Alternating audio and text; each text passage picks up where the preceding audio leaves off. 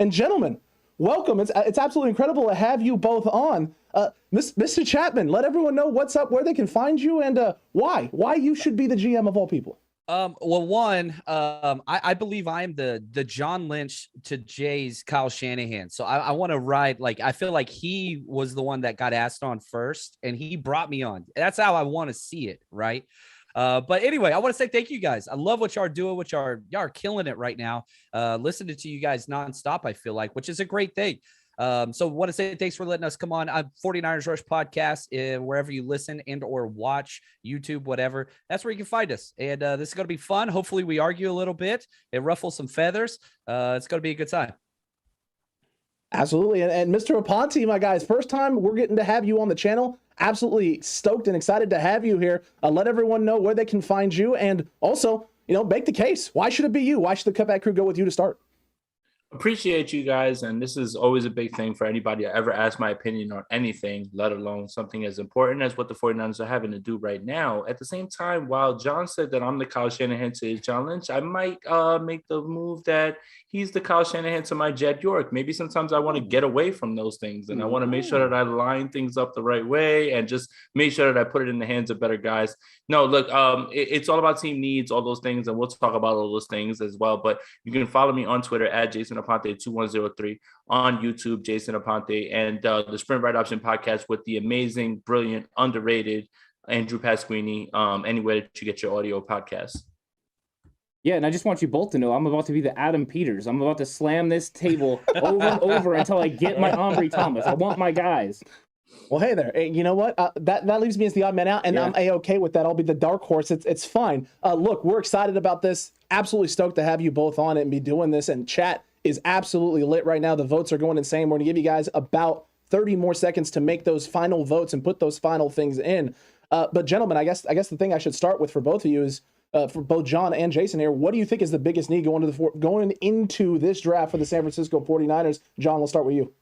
I want to say make Trey Lance comfortable, right? Like if you want to throw a position out there, that's fine. Interior offensive line, whether you want to go depth at wide receiver, like that's what I care about more than anything. Most years you probably look at how can you make the whole team better? And I think that's a great question. And free agents wise, they did that. Right now, I don't care about anything else. Trey Lance needs to be comfortable. That's what I want. Absolutely. And 49ers, George, you're a psycho. You're a psychopath with $100 super chat, my guy. I'm pumped. Too many legends on the show. Straight Jack. Let's get it. And you know what? George let's get to it. He is. Yeah, let's get to it with Jason here. Jason, what do you think the biggest need is? And I mean, I think it's an interior offensive line. Like John alluded to it a little bit, and he just made the move. But when you look at the actual, what is what's going into this team as a solid, it's left tackle. We think Alex Mack is coming back. We don't know that Aaron Banks will be as good as he is, even though he's sliding into his natural position. Daniel Brunskill has a chance to come back. Do we even know if Mike McGlinchey is going to be ready to go, no matter what John Lynch sidesteps on any question that I asked him on the combine? So we are going to find out. Like, I think that obviously the way that this team builds is within the trenches on the defensive side and on the offensive line side. So I think offensive line is going to be your biggest need because you have your defensive line largely intact and you can still make moves to improve those on the same way. But you already have that intact. The offensive line needs a little bit more. I have a question for you. At pick 61, is offensive line a target? Because you wonder if there's enough value for the offensive line at 61, or is that more of a 93 or a 105? What's your guys' feeling on offensive line at 61? Because I've been kind of feeling that they need to go impact player. Well, that's an impact edge rusher that's going to, get after the quarterback, or a big-time receiver that can help the quarterback. But I do want to know what your guys' opinions are, because I think 61 is kind of an interesting place to pick. They went there even higher last year, right? I mean, yes, they fell back in the second round, but they still went interior offensive line and then sat them, redshirted them, which I'm making a shirt right now that says I got drafted by the 49ers and all I got was this red shirt from Kyle. That's like why it's what he does. But yeah, 100% you can go there and it would not be bad. There are some targets there, which depending on the mock draft simulator we use, guys like Dylan Parham, I don't want to get into too many names right now, that, oh man, just get me excited. Get me really excited. Agreed there. Yeah, and I think that edge was the first thing that I walked away from when we were scouting at the Senior Bowl. You looked at a bunch of some of those edge guys that like there's some of the best in the world right now at this point, and that was where I would walk away with somebody. But at this point, I think the 49ers will play best player available because they do have needs outside of just edge. They can use a strong safety. They can use interior all line. So I think it's how the board lays, and I think that the beautiful part about the evaluation process that we all have is for 1 month, we have it set a certain way. When things start to fall a different way, you start to find out that other teams are interested in other things. And that's what I think makes this so interesting, because there will be guys that fall, and not because they're not good players, but because teams are addressing their needs other than that. So I think the 49ers will play best player available, but I do think that they have in mind edge rusher, which is something that they prioritize the entire time during this regime, which is John Lynch and Kyle Shanahan. I like it. I like it a lot, and I think both things are spot on, and I can see that happening as well. But you know what? Enough talk. Cutback Crew has voted John Chapman. You will be starting off as I didn't the want GM. 61. Dang it, that's where you get 61. You get it, my guy. It's all you right now, John. Pressure I'm is gonna make on. everybody mad. You're never going to invite me on this show again. I'll show you. Hey, listen, we got an interesting one here. We're going to use PFN mostly because it was easy for the overlay graphic for myself. But besides that, it is what it is, right? We're going to feel guys are not valued or not ranked in any places on any of these mock draft board sites. So again, it's all about making the pitch. It's all about stating the reasons why. We're going to get into this. John, you're going to be the gentleman that's going to be on the clock officially for this. We're going to let this thing roll. We're going to see who is available. And as you can see some of the guys coming off the board right now. Aiden Hutchinson went 1. Kavion went 2. We just saw Tyler Lindenbaum go at 7. 6? Who went 6? That's what's important. 6 was Evan Neal. Just saying. Evan Neal. Just saying, Panthers. Hey, Zion Johnson off the board there at 17. That's true. They didn't have one. They didn't have much. John, and there was a trade up. There was a trade up from Malik Willis. Yeah, that dude. There was a trade up from Malik Willis. So I'll pause that real quick. Malik Willis was the Seattle Seahawks. Seahawks, their trade up to 3. I hope and pray that is the case. It's either that or Baker, and I'd be very happy with that. I like Malik John, Willis. you don't like Malik? I do. I just don't think that he could fill in behind that terrible offensive line. If Russell Wilson couldn't be a playoff team, Malik Willis sure as hell can't his first year. I just think I like Malik Willis a lot. He's my first quarterback. He's going top 5. I firmly believe that, and he should. But you put him on a bad team, he needs time and he needs to develop. And I don't think he can do that with that depth. I just don't see it. John, did you get the memo? When you get selected at 3rd, you have to sit a year. Oh, that's so I don't think Malik Willis is going to start. I think you're going to get Drew Lock, and you'll be fine with that. Let him take the bumps and bruises because he's the guy who has been in the league. So, but there you go. Okay, so gentlemen, we do have a trade offer. It is. Are we allowed to do trades? Is that okay? I mean, I'm not going to make it crazy. I mean, you're the GM at the end of the day right now. You're going to get a final say on it. So I'm just going to let you know what the trade is, and then we can look at best available players. So the trade is pick 61 for San Francisco. Denver Broncos moving up 3 spots from 64, and they're giving up pick 232. So that's what the trade offer is. That's what they're giving. That's what they're offering to San Francisco. It's absolute hot garbage. I'm aware. It's not a great trade. 232. Come on, man. 232. Here is best available on the board here. Here's best available Jason's on the board. About to lose his mind. He is about to lose his mind. Available? What are we doing here? Oh, dude. All right. And all Christian right. Watson. What are we doing here? All right. This is going to be all right. So here's the deal. And this is, let me say this. This is the problem and the benefit of doing all these mock draft simulations, because guess what? Stuff happens. Creed Humphrey fell to pick 61. Never should have lasted. He's incredible. Anyway, you can go down the list. DK Metcalf fell. All these guys fall. So that will happen. Having said that, you don't like to plan for these situations. And I understand most of the listeners right now, I can't see your chat, but I guarantee you everybody's talking about Christian Watson. That's a beautiful thing. If he's there at 61, what did I say? Make Trey Lance comfortable. Having said that, I'm telling you right now, I'm not taking Christian Watson. I'm not taking him because I don't think that's a realistic approach. And whenever we get to our draft and we do make a pick at 61, yes, I say when I talk to 49ers, I spend a lot of time talking about them. Everybody's going to be pissed off because you didn't get Christian Watson or Samson. I'm sorry, not Samson. Ebiketie, who's incredible. So I'm going to be a little harsh here. Y'all can be pissed off at me all you want. That's okay. I don't think those two are reasonable options at this point. If they're there, If they are there, I would be very happy. I would love to pair Christian Watson. Jason, do you agree with me? No, I would, but not at 61. At 61, if Ebikadi's there, then I think it's a slam dunk because he immediately rolls right into the role. And this is impossible. It's impossible, guys. Again, 61 would have been very much in play once we got out of the Senior Bowl. But when you start to break down the film and a bunch of people got a chance to look at him at the Senior Bowl, his stock rose the entire time. Same thing with Christian Watson. I don't think there was a bigger riser aside from maybe like a Calvin Austin, guys who have really raised their stock in other ways.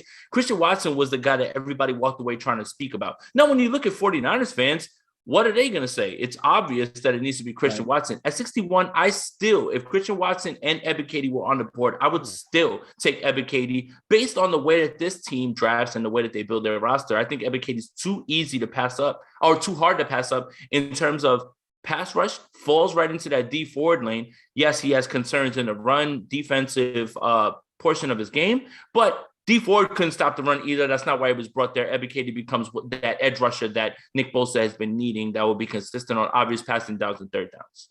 Yep. I agree with you big time on Ebikadi. Yeah, go ahead. Go ahead, John. I was just saying I agree. Yeah. I mean, the other thing to look at with you're talking about edge rusher is you have a bunch of edge rushers right now for the 49ers that are on the last year of their contract.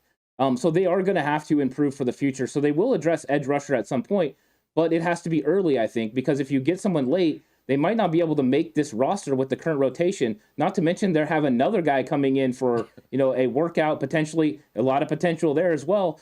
So edge rusher early is the only time it makes sense because I don't think you get a developmental guy because you're not going to really stash this guy. Are you going to redshirt him potentially on your practice squad? So a couple things, and I'm with you.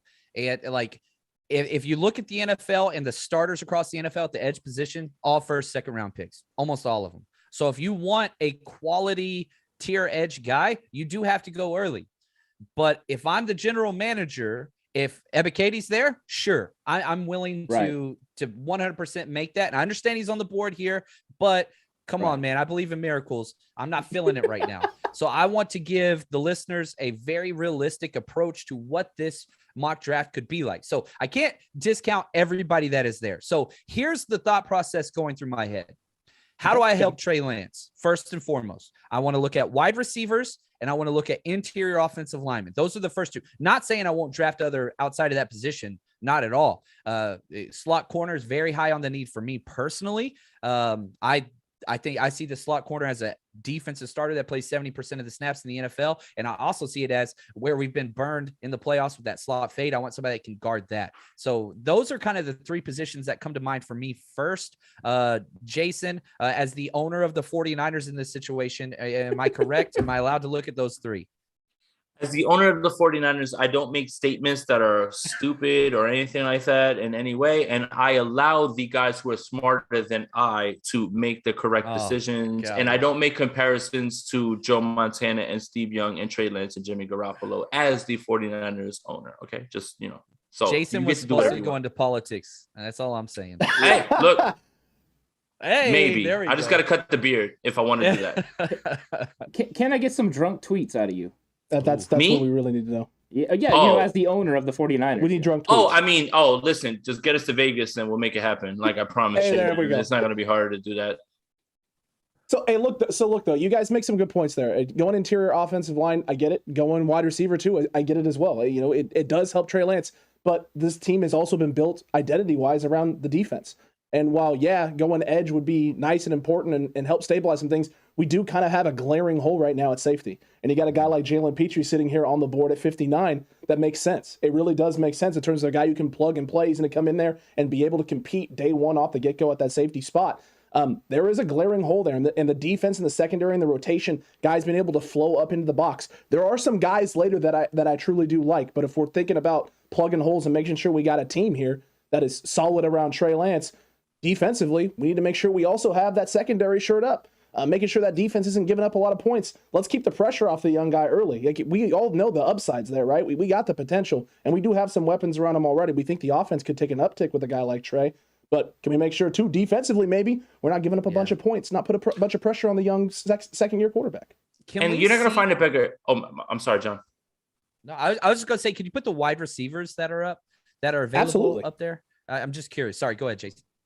No, I just you're not going to find a bigger Jalen Petrie fan than I am in terms of what he does. I 18 tackles for loss. You're talking about a guy who's a star player, can play down and he's literally Jimmy Ward, and you could flip those guys as you know, free safety and strong safety. There is no real designation for those guys. Those guys float around, they do whatever they want. But I'm telling you what I think from the 49ers point of view, and maybe I don't even really agree with this. And we're just talking about where we are on the board right now. They believe that they have enough with Tarvarius Moore. Odom, I think that the Odom move is a little bit more than special teams than people want to believe because of the money that was allocated to this man. Okay, so he's played strong safety. You have Tarvarius, right? And the tape. Right. Like you have Tarvarius Moore. You have Odom, right? But Ebiketie kind of just lends itself to the philosophy that this team has kind of had in terms of, well, maybe you're a little bit soft in a certain spot in the secondary, but guess what? Quarterbacks can't throw the ball when they're on their back. And that's what Ebiketie would bring for, Nick Bosa. And when you line up Kinlaw and Armstead, you're talking about this is your turbo pack or whatever it is, your third down, your obvious passing situation thing. It's Ebiketie he's got his concerns in the run defense, but at the same time, when you put pressure on the quarterback, your secondary doesn't have to really cover. And this 49ers team, this regime, has largely addressed the position later on. They've never really looked at cornerback and other places in the secondary as much as they have in the trenches. So I'm just trying to put myself in the thought process of what's going on in that room. And when you're looking at like getting pressure, Ebiketie right now for me is the move. Just for me in terms of the way that the 49ers have moved in this entire regime. Asante Samuel Jr. was on the board when the 49ers were picking 100%. last year, and they said, "Oh, let's trade back." 100%. And that's my thing is, look, they are obviously on the side of pressure over coverage right now. And that's what it is. They can identify coverage guys later on that will be fine, but they're not looking for like a straight up lockdown guy. I think they feel like they've got it with Tarvarius Ward. I can't judge the move until we see, it being played. He had a great season, but if I'm putting myself in their position, they're going to address the defensive line position, and they need another pass rusher. Ebukam can come in. Here he is on certain downs, and they have other guys, Jordan Willis, all those guys who can kind of just like fill in here and there. But Ebiketie fills in with that D4 role that made that defense so dominant in 2019. That's where I feel like they're just going to try to just gravitate to. But again, I think we all agree at 61, Ebiketie's not going to be there. He's just not going to be there. I like it. And I will say this, when Jason and I start our first boy band, Pressure Over Coverage will be our first single, just so you know. So just solid. Get that ready for you. Solid. All right, let's see. Can we see the interior offensive linemen, namely centers? Absolutely. But I know everybody kind of marks that weird, so we can bounce back a little. Lindstrom's there, Juergens there. That is awesome. Go over Sean Ryan's there. I like Sean Ryan out of UCLA. He played left tackle for him. I mean, the guy was awesome. Not sure about the center thing. I'm going to stay away from that. He's a little big. I like Cole Strange. So I immediately, I like Donovan West there. Here's what my thinking is. I'm going to discount the interior offensive lineman at this point because a stud didn't fall. And I know that they're going to this one's going to have some other guys in there, but I'm going to wait on the interior offensive line. I saw a lot of guys at wide receiver. I want to focus this pick on wide receiver. I don't know. Are we doing polls? What's happening here? Hey, what's the process? No, we're just no you got it, John. polls. This is going to be you, but hold on a second. Here's a question. Ant, is there a receiver on here that you're thinking is a better fit than potentially Watson? You already know where I was going to go. It's John Metchi. I love John Metchi. It's true. I love John Metchi. So I would instantly gravitate towards John Metchi. I think he would fit what the 49ers are trying to do. I have often thought they needed somebody to stretch the field. That's not what Metchi would do overall. I just think he would fit the makeup of what they want to do with the addition of Ray McLeod and all that. So he's somebody that jumped off. But there's other players right there that are available too. Like I love David Bell as well, and I wouldn't be against any of those guys. So I think this is actually a nice spot for a wide receiver. All right, so I'm going wide receiver. Now I have to preface this so the hate mail that comes to my house is just correct. You know what I'm saying? Again, if I would go, this is the order I would go. If this was the actual board, I would go Ebiketie 1. I would go Christian Watson 2. I do not believe either one of those two guys are available. So I'm discounting those to give a little bit more of a realistic option. And some people are going to say, well, this isn't a realistic option either. But there is a wide receiver there that I am going to take. And it is not Metchi, even though I love him. This guy led the entire NCAA in missed tackles forced. He is elusive to the point that whatever, like he fits exactly what Kyle Shanahan wants. Skye Moore, wide receiver, Western Michigan. Okay. I love this kid. I absolutely love what he brings, whether it's contested catches, whether it's route running, which him and Brandon Ayuk would be battling week 1 for best route runner on the team. And I think the reason why I put such a premium on wide receiver, also Kyle does, I think it's 9 out of the first 40 picks that this front office has had is all wide receivers. And that doesn't even count the Emmanuel Sanders trade. So Kyle Shanahan loves him some wide receivers, and he still doesn't have the depth that he wants. If Ayuk or Debo, for some reason, have something go wrong, I get a little worried. And so make Trey comfortable. We don't want to throw to Travis Benjamin any longer. And so this would be a positive. Travis Benjamin's incredible. He had his time. I think it's just time to get him some quality. Look at Jason shaking his head at me. No, I'm shaking my head because Travis Benjamin just heard what you said. Like he tweets me. He tweets me. Well, here's what's great. Travis Benjamin retweets me and subtweets me and then deletes it a day later, which I might leave it up there, man. Like, and I don't know. I would have never said anything bad about him until he started tweeting at me. And then I'm like, all right, that's fair. Well, I think it was something along the lines of like, why is he here? Like those. That came after he started it. Okay. He started it. I like that guy. I said something positive about him once. Skye Moore. I want Skye Moore. That's what Skye Moore. There it is. All right, so Skye Moore is going to be the pick there. I like that there. Not a bad option. There really wasn't a lot of terrible options there for us. There was a lot of good players, solid players, and I think a lot of guys. I know Jason's like sitting there going, guys, no, these dudes are not going to be here. What is happening here? What are we doing, PFN? What are we doing? So look though, John, you just made the pick. Skye Moore is the selection. Christian Watson just went off the board. Don't look at that. Don't look at that. Ridiculous. Earlier, right? Christian Watson's going at 30 at least, the latest by the time the Chiefs are back on the board. I would love to have him though. I would love to have him. Yeah. Oh, and don't disagree there at all. So look, gentlemen, Mr. Aponte, roles have reversed. You're now the GM in control. It is going to be on you here for pick 93. Can I get a few seconds so I can get a little drunk and send some drug tweets real quick or whatever? Sure, like it? Why not? You guys like it a juice? Is that what we're doing? That's what we're looking for. That's exactly what we're looking for. If Petrie's still on the board by the time we get back there, he just got taken. Yeah. He just got taken. Keep going. John Metchi's gone. He's gone. True. All right, we're at 93. We are at 93. Now, there are 2 trade offers here. I'm just going to lay them out for you. One of them is the Rams, which we're just not going to do. That's just off the table. Get them out of here. Yeah, that's just off the table. They don't get to trade back in and be involved in things. Nope. The other one is the Washington football team. Or the Commanders? What are the Commanders commanding? They're commanding not anything great. It's pick 93 and pick 262. So they want Mr. Irrelevant.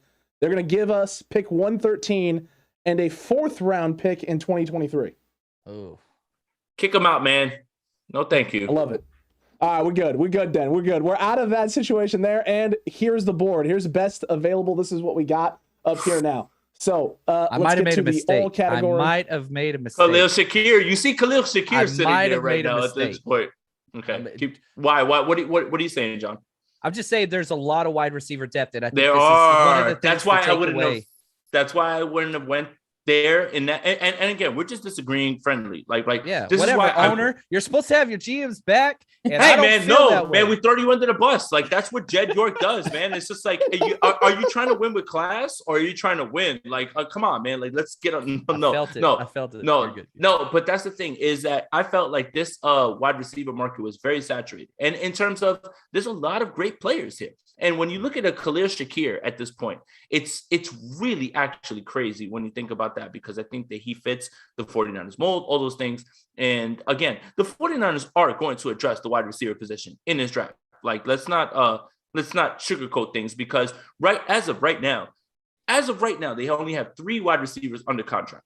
Brandon Ayuk, Deebo Samuel, and Ray-Ray McCloud. Now, Juwan Jennings still hasn't signed his tender. I fully expect him to be back.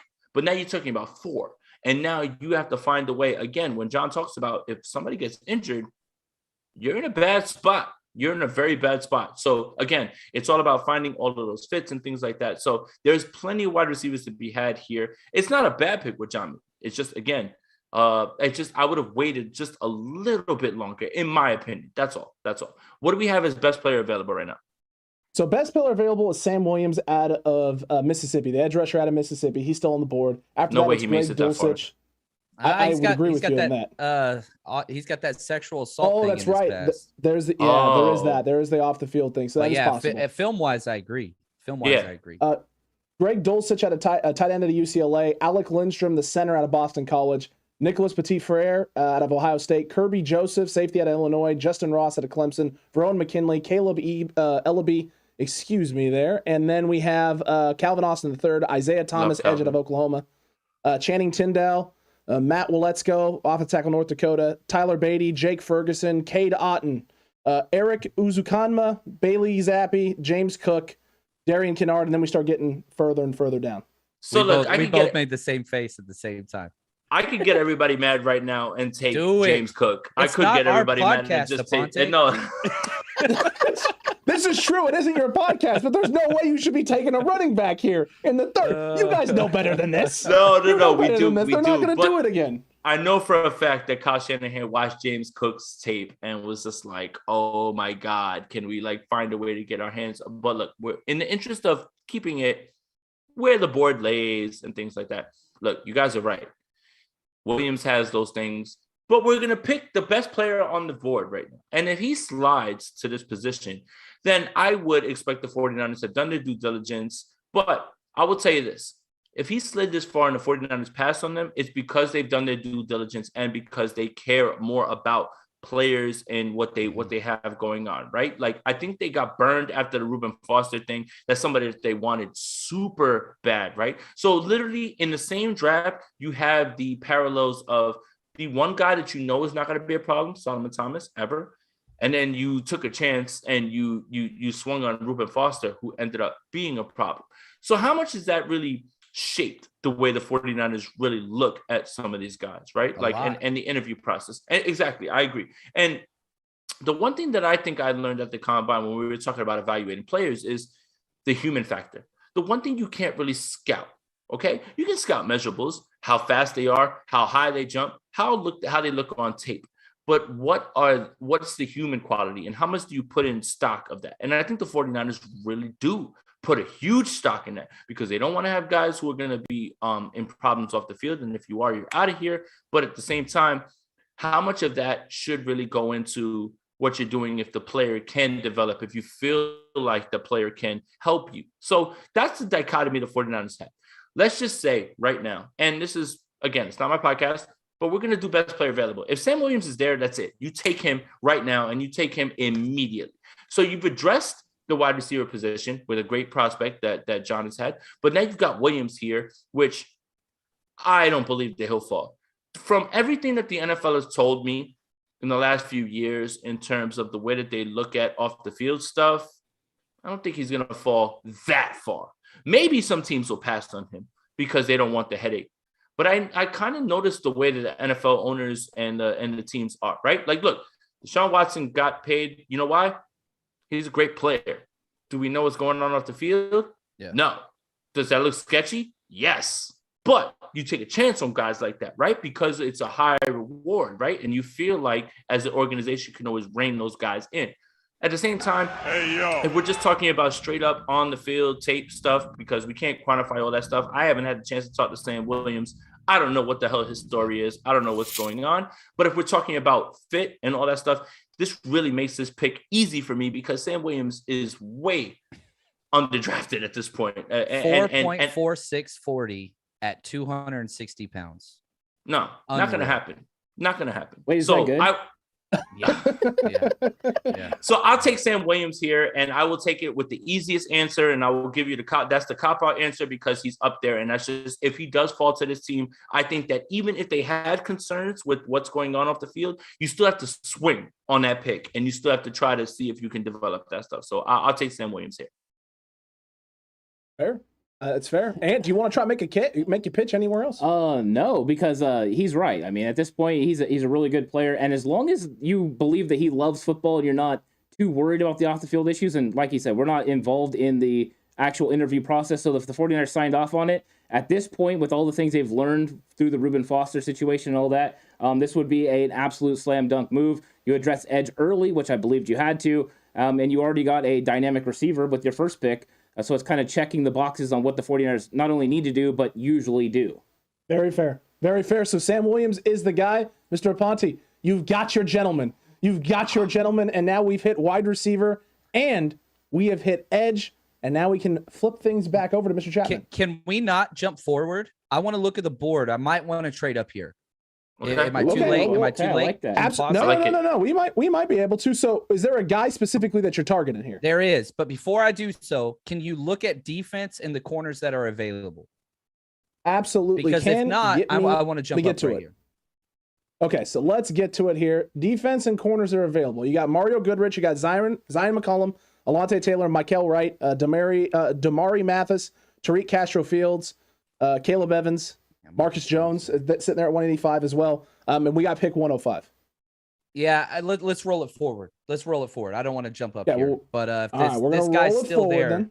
I've got a couple options out. I feel a little better, you know what I mean? And I love this part of the draft because not only do you only have to wait about 12 picks to go, this is the end of day 2. So if somebody wants to jump up, I love having picks at the end of days and at the start of days because it's just a little bit more traffic there, and John Lynch loves to trade around. So yeah, we'll see what goes here. This is why I'm the owner, and I allow John Chapman to go ahead and run the team. Dude, that's fair here. I mean, it's fair. We got Alec Lindstrom going at 100, Zion McCollum going at 101. You wanted Lindstrom. That's who I wanted, man. Perfect fit. Yeah. Perfect fit. He is a good fit guy there.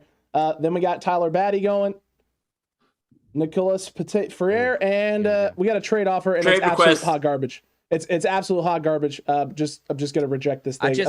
Unless up the whole thing. And John, unless you want pick 147, pick 148, and pick 150 from Chicago for pick 105 and pick 262. Unless we're gonna do a 4.5-hour podcast, I'm gonna reject that. Solid. Absolutely solid GMing right there. Caleb Ely just went off of the board, and now let's look at best available. I know you had mentioned cornerbacks. There's a lot of pretty good options here. Look, if we're gonna go a guy here, a guy that can do a lot of different things, my feeling is if we're gonna be going after somebody, I mean, I guess I'm assuming, right? We're looking for a slot guy here. Looking for a guy that can potentially play slot. That's what we're looking for. There's some good choices on this board right now. I really, really do like Marcus Jones out of Houston. I know he's at that 185 spot. We're picking at 105. That's on PFN. There's a lot of places that have this guy a little bit all over the place, going in different spots. I don't know how you guys feel about him. I think he's got flexibility, can play inside and out. I do have some questions about top end speed and fluidity and things of that nature. But I think this is a guy who is going to come in maybe a little bit ahead of schedule. And is there any guy that you're thinking here that they should be looking at? Oh, you already know I'm looking offensive line at this point. Dylan Parham would be somebody that I would be very much interested at this pick, but I would not be against Marcus Jones either. However, I just think you had Alec Lindstrom. That was the guy. That was the bang up choice. He's off the board. So if you're thinking interior offensive line, you're talking Donovan West now, Dylan Parham. Those guys are interesting guys, but you want to make sure you lock them up because they will not be on the board in a realistic draft, unlike this board.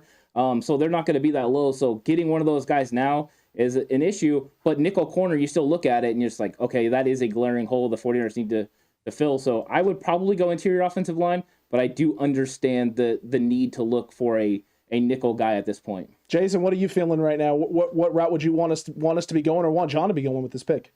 Look, I'm Cole Strange Hive, and not because the 49ers asked him in Mobile to play center so they could show the flexibility. He has the guard experience. Realistically, I'm in for him and the names that we could use for him. Cole Strange and the blocking of madness, Doctor Strange and the multiverse of blocking. It just writes itself more than anything. And I think that when you're getting down to certain things and you want to figure out, hey, let's split this down and what's the deciding factor, nicknames have to be a part of this at this point, right? No. Seriously. I love Cole Strange. I think that if you guys ever heard him speak, he speaks about the outside zone and he knows it very well. He's a versatile guy. You know how the 49ers love their versatile guys, right? Like if you're coming in here as offensive line, you're not coming in because you can only play one solid position. They believe that you can play other positions. I think that Cole Strange is one of those guys. I feel like we've addressed a lot of the good spots there. Cole Strange is one of those guys, but there are a lot of really great offensive linemen still available on the board.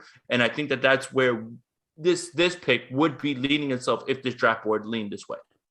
Yeah, James Cook's still there too. And so okay, here's the question that goes in my mind. Do you go after best available player? Because I think there's an answer for that. For me personally, right now, I think the best available player on the board is James Cook. I think he is the best available player. However, this is Kyle Shanahan we're talking, and we've got a lot of running backs. I think he's going to target a running back later in the draft. We've got youth, all those things. Again, my two questions: what makes Trey Lance more comfortable? And then, or can I get an immediate starter? Because I think any of these guys that you draft in the interior offensive line, probably not going to start week one. We never saw Aaron Banks. We saw Banks oh goodness, help me out. Not Banks, Jalen Moore for one game, and then he got beat out. Like, if we draft an interior offensive lineman, they're probably going to sit. So I'm going to kind of curve a little bit here. I'm going slot corner, and I'm going my man Marcus Jones. I love this guy. I love this guy's attitude. I love what he brings to the table. I think he fits perfectly, exactly like a K'Wan Williams puppy that you put in there, right? He's small, but he's feisty, amazing tackler. I really like this guy. Upside in the return game as well. And to get him at this spot, here's how much I like Marcus Jones. If we took him at 61, I'd be like, that's a reach, but that's okay. So I'm going Marcus Jones here, cornerback out of Houston. I think he might fall to this spot because of metrics. He is small. He is only a slot guy, even though he played outside. He's feisty, man. I like this guy a lot. His best film too was in the slot. Everything that I watched of him when he lined up inside is where I thought he looked like the best version of himself. And you did miss a super chat from Tommy Huxley. Did he call us butt cheekers? He did call us butt cheekers. There you Beautiful. go. Absolutely glorious, Tommy. Hey, Tommy, good to see you in chat, my guy. Absolutely glorious. And Marcus Jones is the pick. So pick 105. It is done. Mr. Chapman, you have taken your slot corner. We've now addressed a lot of different things if you're the San Francisco 49ers. Love it. Wide receiver Skye Moore, Sam Williams on the edge, Marcus Jones there at the cornerback spot. Mr. Aponte, it's going to be flipping back to you, sir. It's going to be flipping back to you. You're going to be making or be involved and in charge of who we go with next and who the next gentleman is. Again, Niners not on the board again until 1-34. So we got a little bit of time here. He's going punter. Spoiler alert. I was about to say, first of all, 49ers, you're welcome with what you've gotten. And second of all, Matt Ariza is the pick immediately. And when you bring Matt Ariza in, you don't cut Mitch Wisnowski. You let him sit for a year so he can learn. And when he learns, that's when you make a move off of Mitch Wisnowski. Sorry, guys. I can't resist. Then why are we even doing this? Just get right to the pick. I think that's the most solid thing I've heard so far. I can't resist that joke. It's always going to be there in any turn. But look, let me bring some truth to that pick, right? The 49ers have DJ Jones walk away. They had Javon Kinlaw ready to slot in that spot. The 49ers let Laken Tomlinson walk. They have Aaron Banks to slot in it, right? And it's not them sitting for a year. That's not the plan or anything like that. But it is them thinking ahead. The only other team that I can really find that really has that sort of philosophy is the Ravens. They'll lose a guy and they'll have a guy that they at least feel ready. Now, is he going to be ready? They don't know that. But they do have a guy. They have a separate plan. So the 49ers have thought in that way. So while I make jokes about Trey Lance not starting and being the quarterback, there is a precedent for the 49ers to be doing things like that. So that's really the joke that I'm making more than anything. And I'm not trying to really get people upset or anything like that. At the same time, we're still having fun. At the same time, Matt Ariza, if he's there, it's a steal because he's booming them hoes, as Eric Crocker says, 70 yards down the field, man. Look, you're only as good as your punter. That's it. And for you guys who tell me that hits are important, I need a guy who's going to put guys on the one. every single time. Because if you're going to draft a punter, he better be putting him on the 1 every single time because there's no reason to do that. Sorry. You know what makes me happy right now is that there might be a couple listeners that don't know how sarcastic you are right now. Oh, I'm super sarcastic. They have no clue. They have no clue how sarcastic you are right now. Like no other. So like, hey, look, I just love that somebody's like, "Ooh, this guy really likes kickers." Like that is happening right now, and it makes me happy. Here's the thing, John. I despise the positions, and I've gotten away from despising the people who play those positions because Robbie Gold shut me all the way up, and he's a GOAT. So he gets to that's it. I completely apologize to Robbie Gold. He gets everything. He can do it. Matter of fact, retire his number, put it up in the rafters at this point. Like I'm just talking about the position itself. It shouldn't be overvalued, and we have a trade on the board. It looks like we did, but it was another one that was a bunch of hot garbage. It was like 40 picks away, and then a 200 pick. It was great. It was absolutely glorious. So. First and foremost here, Jason, what are you thinking? Cole Strange just went at 131. Pain. That's pain right there. That's pain. You should have been on the phone instead of ranting about a punter. And see, this is why you don't let the owner get involved in any of these things because the owner like me would be like, I would be like, what did you do when you drafted Mitch Wisnowski? Dude, you could have traded up. Oh, I'm sorry. Like, that's why you pass this on to the other people. But yeah, I mean, Cole Strange going there 3 spots before. That hurts. 3 spots before. That's pain. Some awesome pain. Players available. Yeah, there are. Absolutely. So I would want you to show me interior O-line at this point. I'm going to be boring. I really am. So we've got, oh man, I mean, I feel like this is easy and there's no way he's on the board at this point. Like for me, John's doing this the right way. He's telling you this guy's not going to be on the board. This is exactly what I would do at this point. Me, I'm just going to take the board as what it is, and I'm going to take the easy right out. I mean, Cam Jurgens being here at this point would be an absolute steal, and this is exactly what the 49ers would be looking at. If this was the scenario, John Lynch and Kyle Shanahan and Jed York would be fighting each other, trying to run this up to the table, and trying to pass up the note. They would be on the clock for maybe 10 seconds before they send this away. And there are things that the 49ers need to address, but I think Jurgens is too good to pass up here. I don't even really want to give too much in terms of speaking about this because it's too perfect. I think Jurgens works here, and I think this is the exact right now. What 49er fans are getting from this is, you're getting some insight in terms of who we like and things like that. But if you're looking at this draft, this right now is a dream all the way through. This is your dream, 49ers fans. As much as you want other draft crushes and you want other guys, you're addressing all of these positions with premium players and guys who can step in right away. And again, this has to do with the simulator. This has to do with the way the draft board is falling. That's fine. But at the same time, this would be an absolute dream scenario. I'm not going to say no more. Cam Jurgens is the pick, and this is easy. And the 49ers are ready to represent the NFC in the Super Bowl based on other things they can do. And based on other things they can do in free agency and based on what they're doing right now in the draft. I really don't think that if you let the 49ers walk away with this draft haul, knowing that they can still make these moves later on, it's really going to be a disgusting comparison because the Packers have taken a step back. The Bucks are whatever they are. And I mean, the Rams who they are, and they won a Super Bowl, sure, give them all the credit, but the margins are this slim. They're not exactly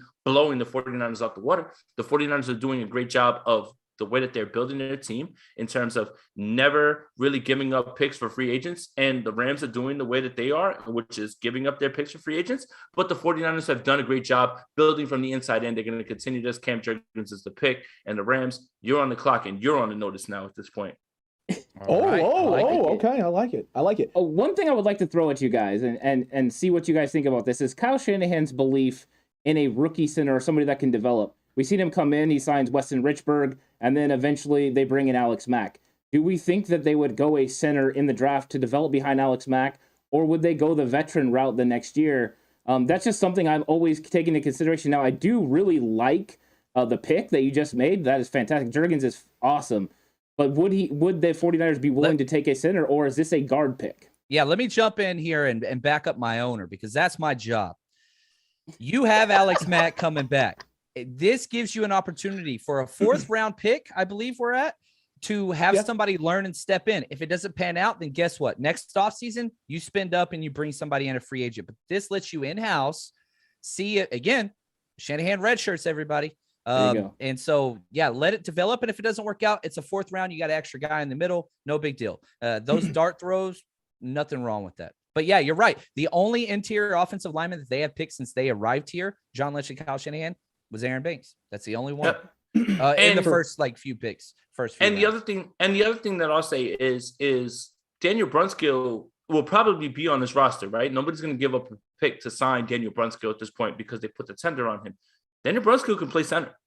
And if you give him an entire offseason and you want to run that way and you want to move in that direction, or if you want to play somebody else in that position, they can. Now, we all believe that Alex Mack is going to be there. I think that Daniel Brunskill isn't as good as Alex Mack, but you can have him step in there. He's that versatile. The 49ers love their versatility when it comes to offensive linemen. You're not here to just play one position. You're here to move around. So that's the thing. You take a shot on Juergens. If worst case scenario, let's say Alex Mack comes back from his honeymoon and says, you know what, man, I like the married life. I want to stay home. And that's all. Okay, well, you didn't address it when you had the chance. Coach Strange would have been the perfect person, I believe, to be in that position. But you know what? You lost them 3 picks out. But the 49ers would be able to at least play somebody on this roster who has had some success or some sort of experience playing center, and that would be Daniel Brunskill. And you could still take a swing on Cam Juergens and have that high upside guy. So here's the only thing before we finalize this thing. You're pretty dead set. I don't think anyone's swaying you on this. But yeah, the reason why I want to bring it up and kind of piggyback off what you had said, Ant, was because it's not just, the idea of them usually going after veteran centers, but like you just talked about, Jason, versatility on the O-line, guys who can do multiple things. Would this make Donovan West here maybe the more logical pick, a guy who's played guard and center at both spots and is interchangeable in that sort of way? Do you like that pick more, or is it for you specifically hedging your bets and shoring up against Alex Mack not being available this year or potentially even not being available next year? Yeah, I think that it's more about what I can project and what I kind of know. And I know Juergens is the baller, and I know that he can step right into that spot and play well. And that versatility is something that isn't given. And it's not something that can automatically be said, hey, you can do that. Like for the same people that tell you that somebody who played left tackle their entire time can flip to right tackle and play. No, completely two different things at this point. Yep. So yes, you would love that versatility. You would. Again, if Cole Strange was here, I would take Cole Strange over Juergens. And that's a controversial opinion, because I'm literally telling you in one breath that I would take the guy with the versatility over the short bet, but I'm not going to take the versatility over this short bet, which is Juergens at this point. And especially when center's a more premium position than guard.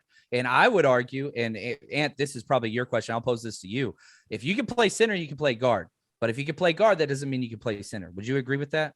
I agree with that. Yeah, all the way. I believe that. I just seen a tendency, and we know how Kyle Shanahan values these guys. Left tackle first, then right tackle, center, and then the guards. The guards are definitely lesser value. So taking a center over guard makes a ton of sense. But just the way that they've drafted before, it's been all tackles, and they all play other positions, besides Banks, who was the outlier, which I know I didn't see coming. Nobody did. Banks was shocked. Somebody took me that early? What? It was that Drewski meme. Oh, my goodness. It's true. I like Banks, though. Right. I do like Banks. I hope it works out. Hey, and I like Juergens' nastiness. Like that's going to be a fun watch for 49ers fans that like watching interior offensive line.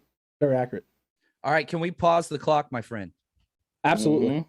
I want to trade John up. wants to trade up. I want it. Ooh. I want to trade up. Here's what I want to offer. I want this pick right here, okay? But I don't want to make too aggressive of an offer. But I want to put this offer out there, and I want to see what you're going to say. Next year, the 49ers have 11 picks currently. Might get knocked down to 10 with the compensation picks, but whatever.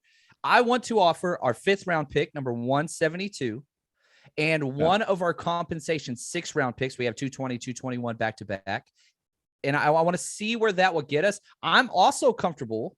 This is how much I want to move up now, offering a 2023 6th-rounder. So a 3-for-1 trade. That's so our 5th, our last 6th this year, which we got compensation pick. Thank you. I think Solomon Thomas. That felt weird saying. And then next year's 6th-round pick. That's what I would like to offer. And if they reject it, let's skip down about 10 picks and offer it again, if that's okay. Are we allowed so you want to offer it you want to offer it at 135? Yes. I don't want this guy because I think he's special and I think he's unique. There's lots of other guys that we can wait on, but I want somebody that I have something in mind for, and I don't want to spoil Okay, so it you just want in case somebody John doing all this for 170? Matariza is crazy, man. It really Just is. I know saying, it's man. nuts. It's absolutely it's bonkers. So you want 172 and 220? 172, 220, and next year, 6th. Yeah. And next year, 6th. Yes. Does anyone have any disagreements with this? This is a hard no for anybody. No, was it 220 or 221, John? It doesn't matter. There's It doesn't matter. You're going either one. You're like, on the whatever. trade chart. Whatever. Fair. One of them's Jason's Fair. pick anyway, so who cares? Yeah, and I absolutely 100% agree with that. And then when you start to think about the values, like just because the 49ers have been very successful rounds 3, 4, and 5, don't necessarily make those picks valuable. Yeah. It just means that the 49ers have done a good job there. For the most part, 70%, 80% of the time, if you're taken in those spots, you're just a guy. So yeah, I 100% agree with that. If John's identified someone that he really thinks is a difference maker here at this point, I really don't think that those guys are hanging on trees, and they won't be around in the 4th or 5th round. So I have no problem with it. Fair. Kansas City declined it. So is there anyone else you want me to try and make that trade? Of course they did, jerks. Yeah. Let's drop down 10 because I think I want to be realistic and I don't want to take. Let's drop down about 10 picks and then let's see if that person's there. Yes, sir. Okay, all right. So we'll wait first. Wait to see if the guy's. And while we're doing that, we had a super chat come in from Jessica. Says, "So fun watching you four banter. John and Jason, thanks for joining the TCC tonight." Dude, that is awesome. Thank you guys for having us, and yeah, appreciate you guys for having us, man. Like, it's always good when people want to have you on and talk about stuff. Like, sometimes you think you're talking into the void. Appreciate you guys. Hey, man, no worries. You guys have been killing it. So there's your 10 spots. Is your gentleman still there? Is the question. Yes. Run that trade. Run that trade. All right. Well, we're gonna run to this. This might work because the Broncos need some picks. And the Broncos owe the 49ers because they allowed the 49ers. The 49ers allowed them to move up for their franchise running back, Javonte Williams. Yes, I'm not bitter or anything like that. I never really had a crush on Javonte Williams. Oh, there you go. I love it. The Broncos gave you back because they took Russell Wilson out of our division. I'm cool with that too. All right, go to wide receiver, my good friend. And I want to talk about this. Yeah, I'm double dipping. 49ers did this last year as well. We had 3 wide receivers coming into the draft. This better be the guy I'm thinking of. Go to wide receiver, my good friend. I'm going to laugh if he went and I missed it. I'm going to be upset. Make Trey Lance comfortable. I love me some Skye Moore. Oh, man, you're going to get mad at me, Jason. No, I'm not. It's not. I want to make sure he's there. Is a wide receiver. Can we pull that up? I have it up right now. Okay. No, we can only see. We can only see the round. You guys aren't seeing it. Oh, man, I hope he's gone like I could get all the hate mail. Right there at the top of the board, baby. Right there. I want 4.23 speed. I want 6'2". I want Tyquan Thornton. This is going to be the perfect fit for Trey Lance. We got the elusive wide receiver Skye Moore. Now we got Tyquan Thornton. Guess what? We are now stacked at the wide receiver position for our young quarterback, Trey Lance, and I could not be more ecstatic. If we drafted Tyquan Thornton in the 4th round, I would be happy because this guy has a clear path to NFL success, and we saw who did Trey Lance have the most compatibility with during training camp in the offseason? Trent Sherfield. Whenever he was with the 2s, right? Yeah, right. IU definitely whenever he stepped in, but guess what? Sherfield's gone. He's tall, 6'1". He's a burner. This guy's taller. This guy's faster. Oh my gosh. I really want this pair to take place. I feel good about this. I feel really, really good about this. Somebody tell me I'm not crazy or I'm crazy. Tell me I'm crazy. No, you're not crazy. And I'm glad that you mentioned him because I was actually one of the wide receivers aside from my draft crushes that I actually dug in on. And I got a chance to watch him at Baylor. He was a victim a little bit of his own quarterback play. I thought that he was great in terms of his understanding where zone schemes were and sitting things down at the right spots. Obviously, when you talk about the speed, he was able to get away from that. My only concerns with Tyquan Thornton, these are only 2 concerns that I really have. One, he needs to put on a little bit more weight. The press coverage thing is going to be something that I'm a little bit hesitant to see if he can beat. But again, when you're talking about where he was slotted in his 49ers team, he wouldn't be the focal point of anybody's defense, and he wouldn't be getting the right guy or the best guy. But the other thing is he had 0 drops, and I think that's the part that kind of sways people the wrong way. But I need him to be tougher at the catch point. What I mean is when the ball's up and a defender brings his hands through, you need to be able to be tougher and bring those things in. And I think that, but when you're talking about Tyquan, how he fits, Where does he fit? And the speed, I think that right now that's a great pick. And I love Tyquan Thornton. Those are my main concerns. It's not about speed. It's not about being able to get open and understand the defenses, because I think he's great at that. It's about, can you beat press coverage and can you make those tough catches, because those athletes get better when you get to the next level. But again, there's going to be many times where Tyquan Thornton's on the field to clear things out. Literally take two guys with him and open guys up. So there's going to be spots for him. And then when that gets to get old, then all of a sudden you have to bring somebody else down and guard Ayuk, and he'll have his shots. So I love this pick. I think it's a genius move for you here, John. Man, one more thing I do want to say about Tyquan Thornton that I really like. I went through every single combine wide receiver and added their height, their arm length, and their vertical to try to determine as close as we can to catch radius. This dude's 6th highest in the entire NFL draft. And so if you add all those things up, that's 143 inches. This dude's getting flat-footed. He's getting up there. I mean, this dude's a jumper. So I'm still here, guys. Jump ball, all those things. Worries. He's got all of it. So excited for this guy. I loved it. I'm very, very happy right now. Yeah, and I think when you're talking about what the 49ers need, a tall vertical receiver is what you really needed. That guy that could take the top off, let Trey use his big arm to stretch the defense. Everyone's been loading the box against Jimmy. Now with Trey, you have to take advantage of that. Marquis, Goodwin, Travis Benjamin, this guy right here makes a lot of sense. You go ahead and put him in there. Now he has the height over the other two guys. The things Jason said is right. That was the things that I was concerned about, was the physicalness. He's going to be able to be stopped with press man coverage. The question is, can you use this guy in the slot occasionally, sometimes get him in motion so he doesn't have that defender right there, and then get him going vertical where he can take the top off? That'll be big for Deebo Samuel and George Kittle operating over the middle of the field. Yeah, and listen, Chad, I took a peek at Shaq too, just to see they're not going to hate this pick at all, because they were sitting there going, you guys, regardless of the realisticness of Christian Watson, you should have just taken Christian Watson there because of the size and the speed and everything else. So look, realistically, right, agreed with you guys on this in terms of Christian Watson probably not being there at 61. If you want Christian Watson, you're going to have to move up. And one chat thing, and John, let's let you answer this. Is David Campbell said doesn't sound like a very good blocker though. Yeah, he's got some work there. There's no problem about that. He's and again, we got this guy. What round are we in? The 5th round, right? So whenever you get to this point, there's questions that you ask in the scouting room or in the coaching room. And so whenever coaches are sitting down trying to personnel out, okay, what do we do with this guy? At some point you get to the question of, and you always have a coach say this, don't tell me what he can't do. Tell me what he can do. How can this guy help us? And that's a very clear path. Very clear path. Speed, downfield, jump ball. That's what he can do. Okay, blocking. Well, guess what? This dude's big. He's tall. He's got length. He's got arms. We got to coach him up. We got to get him there. And so this isn't somebody that's pushing for starting snaps anyway. He's going to have a very clear, defined role early, and that's going to have to grow. One more concern that I have, but another positive that I have with Saquon. The concern is sometimes in and out of his breaks, he just needs to be a little bit crisper coming out of. But I would say this, in the goal line, towards that red zone, he has a knack for getting himself open. And again, I point back to the Baylor game against Oklahoma, in which he had a guy, he completely baked his guy. Maybe he wasn't as fast out of the break that I would have liked, but he won the route. He was wide open. The Baylor quarterback didn't put it on him. It ends up incomplete. Literally in that same game, they go to the other side and he does it again, and he's wide open by 10 feet.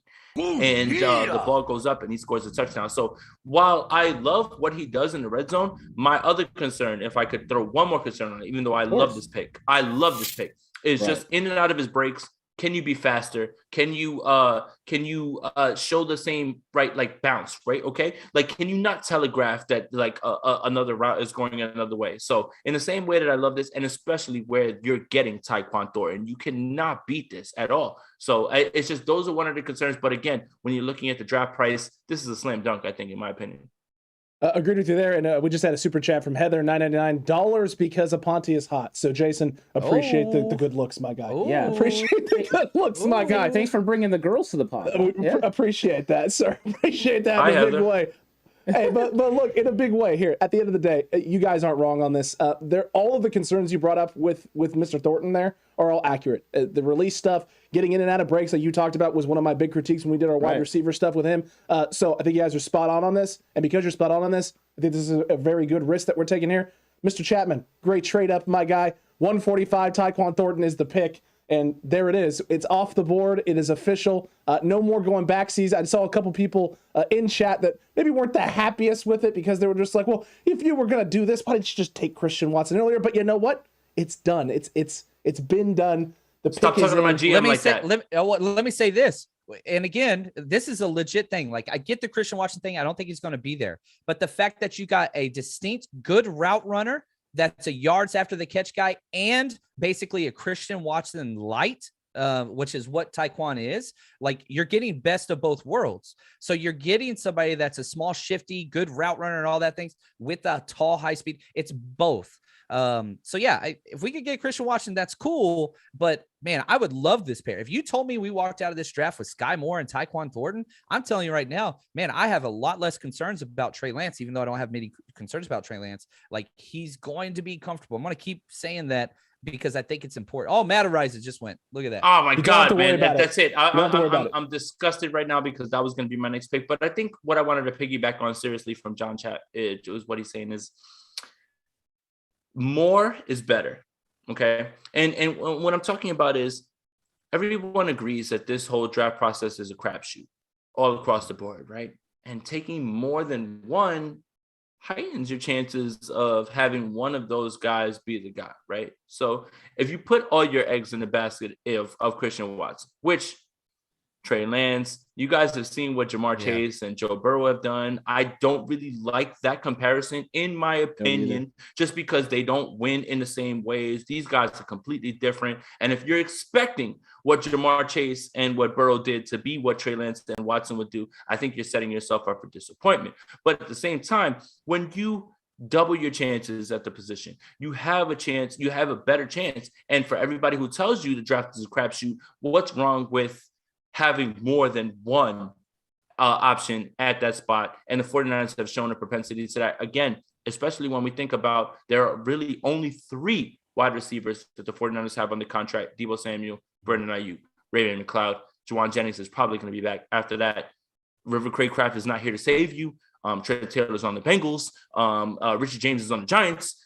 You've got to fill this out. And when you're filling this out now, you're filling it out with guys who have higher upside and more to add to this team, as opposed to guys who just have played the position, which is what the 49ers have done. There's no Mohamed Sanu coming down the way to play backup quarterback and be your big slot guy, right? Like, no faith in Keyshawn Johnson, I hear. And also, you know, not that I'm bitter, guys, or anything like that. Drafting Jalen Hurd over Terry McLaurin is still never gonna leave me in a good spot ever in my life. So, you know, sorry, guys.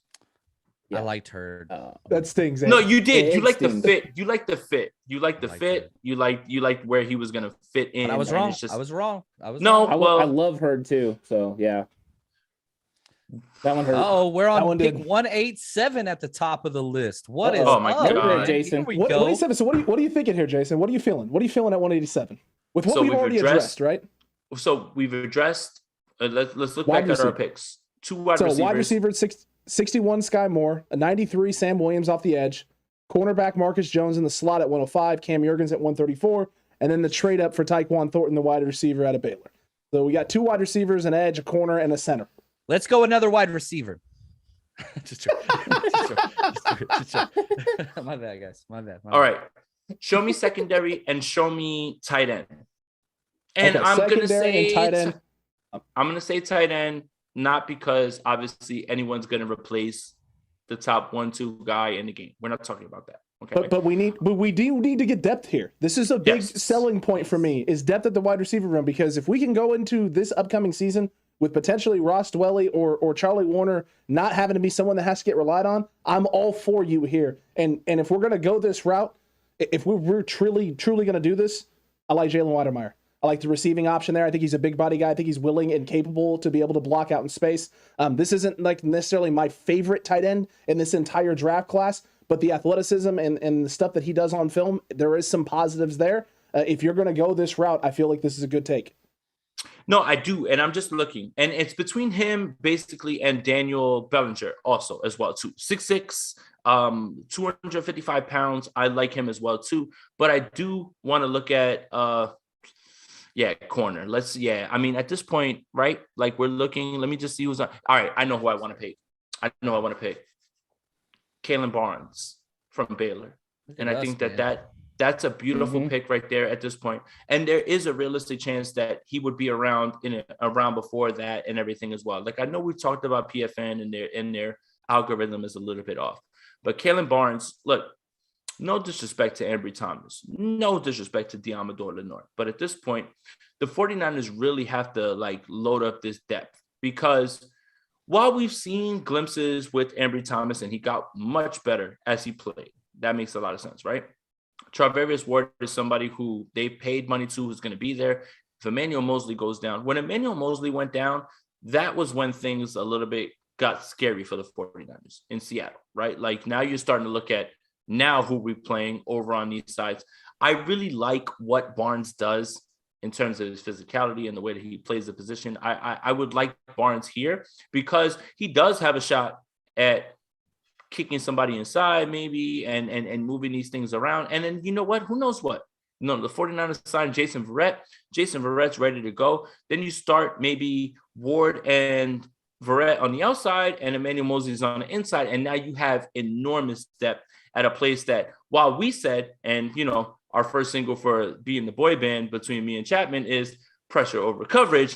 But what's wrong with a little bit of depth over on the coverage side? And I would pick Caitlyn Barnes here. With Caitlyn Barnes, I think you're looking at an elite trait because he has speed. And when you're into this point, I think that's what you're looking for is elite traits that you can develop into something else. If you're talking about skills and being able to play corner right now, play in and play out, he's going to get beat. And he's going to get beat a lot. He has the makeup speed to make up for it. But at this point, I think it's great value. And as soon as I seen his name on the board, I kind of knew that's where you were going. I like that way more than I like the tight end. In fact, I don't like any of those tight ends that were available because I don't think they can make the roster over the 4 guys that we have currently. So if you're not going to upgrade, they're a practice squad or they're playing for someone else's team, and that's not good for us. 100%. I think you said it much better than I could have ever said it more eloquently. Well, thank you, Jason. I'll take that.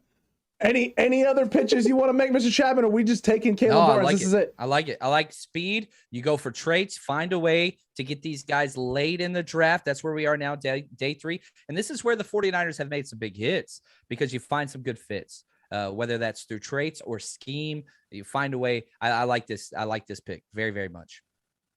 Very good indeed. And that's going to be the pick, gentlemen. Caitlyn Barnes from Baylor off the board and into the arms of San Francisco.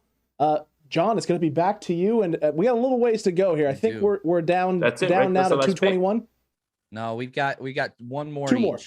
One more each. 2 more, yeah. So 1 more for John and 1 more for you. We got 221, excuse me, and 262. Can you pull up the running backs as we're going? Absolutely. Don't pause it. Just let it keep. I don't know if we got to wait. Just let it get down there. My bad. I got excited. Let it get down there. Oh no worries. I can still pull this up at the same time. It can roll in the background. Mr. Chapman, the pleats on your pants. I'm sorry. I'm just saying. It's the pleat. It's the pleats. It's the pleats. Don't act like you're not impressed. All right. Here we go. Now, as we get here, I think this is where we start to look at where the running back position is. And the late round running backs get some more depth in there. We talked about James Cook. If he falls, I would love to get that guy. There are 2 guys. Not just one here. So I don't know if I want to pass it off, but Kyle Shanahan loves top 40 times. And if you don't take one, I'm taking one. See, I like that. There were only 6 running backs at the combine that ran sub 4.4. This is a very, very fast class. One of those is Ty Chandler, who ran a 4.38. The other is Isaiah Pacheco, who ran a 4.37. You are talking serious speed. Mostert's gone. That is 2 perfect fits. Me personally, very similar to the rankings here. I believe Ty Chandler is a better fit and a better running back. I'm throwing Ty Chandler out of North Carolina. That's who I want in this 6th round. One of my targets, speed. I want speed, man. It's fair. I mean, listen, I can't disagree at all, actually. No, not even a little bit, because Ty Chandler is another guy that's on my board high. Been falling in love with him more and more the more I go through stuff on his film. And no, you're right. I mean, he does fit the scheme, the way he runs. I like his patience. I like his ability to run both inside and out. Although I think right now he's a better outside runner than he is inside runner. I think he could develop. But you're not asking this guy to come in and take a big load. You're asking him to come in and spell. and this could be potentially an upgrade in the room, especially if Trey Sermon elevates. You have an upgrade at the room at the back end with JaMychal Hasty maybe being on the outs. Yep. And that's not a bad place to be. Not a bad place to be at all. All right. Well, if everyone's loving it, it's done. There it is. And Mr. Aponte now we have going to come down to you. So much speed on this team, whether it's Skye Moore, Sam Williams, Tyquan Thornton, Caitlyn Barnes. Like, we have put speed at every single position, and that's not a bad thing. No, not at all. No, and as the owner, I will allow this last pick be open to the people because I'm an owner of the people, right? Like, I'm an owner to the people. And this is like, hey, what do you guys think? Because I know, we forced the 49ers not to take Mac Jones, right? Like, we forced them, right? Like, the fans, like, we have that much power. Like, we forced them not to take Mac Jones. But I'm not the owner that Jed York is. I would love to pass this off to whatever the chat is saying in terms of this is the last pick, right? What's on the board at this point? How many times has Mr. Irrelevant hit? And how many times has he been somebody who's an impact player? As an owner of the people, I would love to pass this last pick off to everyone. Let me know what you're thinking. We'll talk about it. Let's see. At this point, tell me what positions you think it is, or tell us what positions you think it is and what you think you should be looking at. Because let's be frank. I'm gonna be Jason. You guys, like, I'm trying to be frank, but let's be frank. But I'm Jason.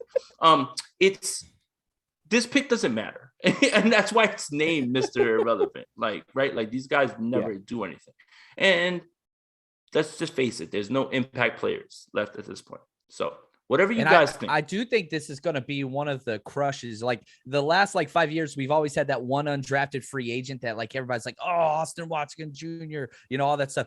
We don't have room for that many guys anymore. So, like, this might be like the guy that, especially if it's on offense, everybody's like, all right, let's go. So can we see what's the best available?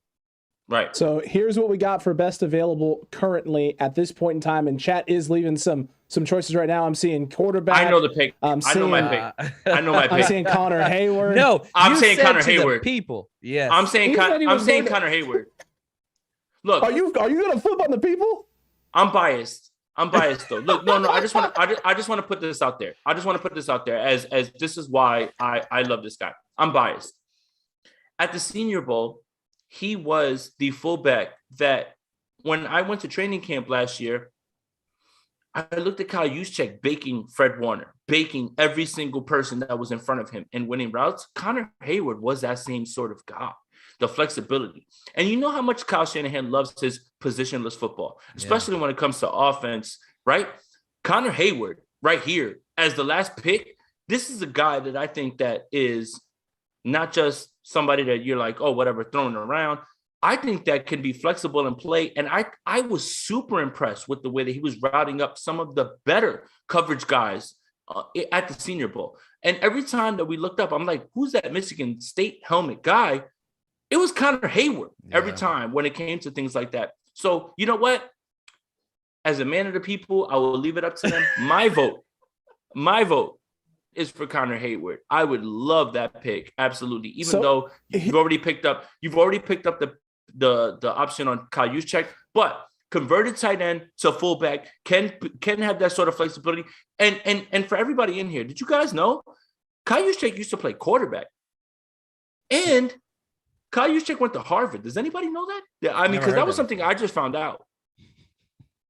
I'm just kidding, guys. I love it. I'm just figuring. Look. At the end of the day, here's the good news, sir. Here's the good news. You want to be a man of the people. You put out Connor Hayward into the ether, and I'm seeing a lot of Connor Hayward spam in the chat. I'm seeing some Connor Haywards from Ken Martin. I'm seeing Connor Hayward from Paul Sanders. I'm seeing Hayward from Art the Collector. A couple of people here going in with Hayward. And here's the best part, is right now the poll is sitting at 32% other and comment. So the comment that is getting the most love right now is Connor Hayward. So guess what, Mr. Aponte? The chat agreed with you. Connor Hayward it is. And there it is, folks. Wow. There it is, ladies and gentlemen. What a pick. The the war room is complete. We got a nice 7-round pick here. Skye Moore at 61, Sam Williams, edge from Mississippi at 93, 105 Marcus Jones, Cameron Jurgens at 134, Tyquan Thornton at 145. The trade up there orchestrated by Mr. Chapman. Caitlyn Barnes there, the selection of quarterback from Mr. Aponte, Ty Chandler at 221, and Connor Hayward, Mr. Irrelevant for San Francisco. Wow. I'd be happy with this squad. I would be happy with this squad. You're welcome, 49er fans, and raise the Lombardi. Just saying. For real. Raise a Lombardi. You're not wrong, man. You're not wrong. Hey, this was an absolute blast, gentlemen. Yeah. Absolute blast. We cannot thank you enough for coming on and giving your takes here for the TCC and, letting us pitch you guys some guys and just conversing this out and getting a feel for, how everyone across the spectrum here in 49ers land with different content creators, how they're feeling about just different guys in the draft. It was fun, man. And teams do this. NFL teams do this exact same thing we just did. What if and all those things. And so spend some time as listeners. I know you guys do, and tag us. Let us know. I love those conversations. Like, what do you think of this and all that stuff? But what I would argue is don't fall in love with the players so much that, we pick or other experts pick. Rather focus on the positions at those and the players available at those positions. So if you're wanting to educate yourself to have a better draft experience as a 49ers fan, pay attention to those names that are available and start doing a little bit of research there, because whenever you watch the draft it just makes it so much more enjoyable whenever you get those guys that you know about and how they'll fit. 100%. And that's the fun part of this is we're just doing projecting. And I think the best part about this is checking your work later on after a year. Oh man, look, I love this guy. Where did he end up? I didn't like this guy. Well, he was better. And I think that helps you evaluate players better. And I think that's what people, the hardcore 49er fans and the hardcore football fans love, is this draft season thing. And this is why football is a superior product. There is no off season. There is no time where things get, slow or anything like that in your eyes if you're focused in on these things. And I think this was a fun ass exercise. I had a blast doing this with you guys. Yeah, this was absolutely fun. And Philip, we'll go ahead and put the results of this on Twitter, so you can go onto our Twitter and check that out. We'll tag everybody so everyone can see the results. You ready? Yeah, but everything's on you. Jay Aponte passed on Christian Watson. Let's get. No, I didn't. What I did was I passed the responsibility off to your owner said I don't get involved in those things at all, and I was trying to be the people's owner. Goodness gracious, man! No matter what, man, at this point we're just gonna get cooked for whatever any sort of takes you put out there, and I think that's for any content creator out there, anyone who's watching, anyone who does this, and including you guys. You have to know that whenever you put an opinion out there, there's going to be someone that literally, when you say 2 + 2 = 4, they're going to go on Twitter and say, you're a moron because 2 + 2 = 5. And you just have to deal with sort of that sort of stuff. So the first time my grandmother was insulted by a follower was over a mock draft. So that's where it goes. Grandma's not even off limits. Off limits. So she should have spent more time watching film. That's on her. Well, yeah, make her watch the tape. Rich Madrid, shout out to him, man. Watch the tape. Oh, there you go. There you go. Oh, yeah, that's fun discourse. If anyone's had a chance to read that. Oh my Lord, man. Oh my Lord. Hey, John, also though, pitch the draft party. I want everyone to hear about the draft party. You got the big things going on out there in Vegas. I know Jason's Aponte, involved man. as well. We rented out a club in Mandalay Bay for the NFL draft, which is going to be awesome. Fred Warner, Elijah Mitchell coming out. So we're going to be broadcasting the entire time. Days 1 and day 2. And if you want to meet Fred Warner and Elijah Mitchell and party in Vegas during the draft, the whole idea was, how do we plan the best draft experience for fans? Screw money, screw everything else. Let's just create the experience. Let everything take care of itself. If you want to do that, head over to 49ersrushroadtrip.com and you can get your tickets there. Go check it out. I don't know. Jason's going to be there. If you think he's hot, you'll get to meet him. He'll be drinking. So maybe I got a chance. He's turned me down like 3 times in a row, but I'm still shooting my shot. So it's what it is. Look at this guy. Look at this guy. For real. Look at this guy. You ain't wrong. Well, it's about Jason. It's about business. Yeah. It's about business and pleasure and stuff like that. And you know what? Unfortunately, wow.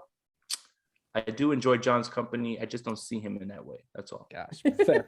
It's fair. Look, everyone's got different flavors and different tastes. No, don't be, because I would hate to lose the relationship that we have over something that I would eventually ruin with my toxic ass. And true. And also, this is important. My wife's going to be there this time. So I'm just saying. Such a nice woman, too. Also, if you guys want to meet John Chapman's wife, she's like one of the nicest people in the world. She all right. Yeah. I'd date her. She all right, man. And no, you know what John sounds like? He sounds like for anybody who's ever seen the other guys, my wife's a big battle axe and a ball and chain. And you get to the house and it's Eva Mendes. Like that's John Chapman. No, seriously, John, who is this? Yeah, I was tagging my my podcast on YouTube, and like suggested tags came up as John Chapman's wife. John Chapman, 49ers wife. And I was like, what the hell? And so like I started doing research. It's got a lot of clicks. Like all right, I appreciate that. No disrespect, John. Very nice woman. That's it. Nothing like that and everything. Very beautiful woman. You're a very lucky man. That's it. That's all, bro. This is where the war room went. All right.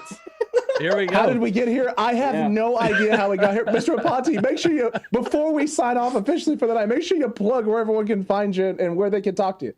Yeah, shout out to you guys for having us on, man. Appreciate that, man. Anytime anybody wants to pick my brain for whatever reason, I still can't wrap my mind around why anybody would care what I have to say. But thank you guys. I appreciate you guys. This is an amazing show. Make sure anybody that's here, obviously you're tapped in with these guys, but make sure that you guys are tapped in with them, please, and anywhere that they're at, whether it's Twitter, YouTube, any of that stuff as well too. Make sure you're tapped in with John. John's one of the nicest guys in his business and one of the most knowledgeable guys in his business, man. Make sure that you guys are tapped in with him as well too. For me, you can follow me on Twitter, Jason Aponte 2103. That's my fake burner account, as Eric Crocker likes to call it all the time, because I have numbers on it and everything. I just will not change it because ever since Croc brought it up, that's going to bother him. And I love bothering Croc. That's the best thing I've ever done.